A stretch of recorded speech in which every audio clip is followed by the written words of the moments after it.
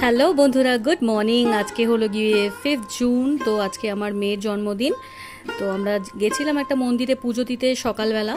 সকালে আজকে আমরা জিমে যাইনি, ঘুম থেকে উঠে স্নান টান করে সোজা গেলাম পুজো দিতে মেয়ের নামে। আর এই মন্দিরটা আমরা প্রথমবার গেলাম। এটা হচ্ছে গিয়ে শ্যাম সুন্দরী মন্দির।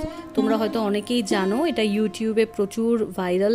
এই মন্দিরটা ভীষণ জাগ্রত মন্দির। মায়ের বাল্য রূপ, এটা মানে মা বাচ্চা রূপে পূজিত হন। তো ভীষণ সুন্দর মায়ের মুখ, মাকে দর্শন করলাম, ভীষণ ভাল লাগলো। আর যেহেতু আজকে ফলহারিণী অমাবস্যা, তো আজকে বিকেলটা কিন্তু ভীষণ ভিড় হবে, মানে দুপুর থেকেই ভিড় স্টার্ট হয়ে যাবে। যেহেতু আমরা সকালে গেছি তাই মোটামুটি ফাঁকা ছিল বলে খুব তাড়াতাড়ি মায়ের দর্শন করে বেরিয়ে আসতে পেরেছি। তো বেরিয়ে একটু চা খেলাম, চা খেয়ে এবার সোজা বাড়ির দিকে রওনা দিলাম।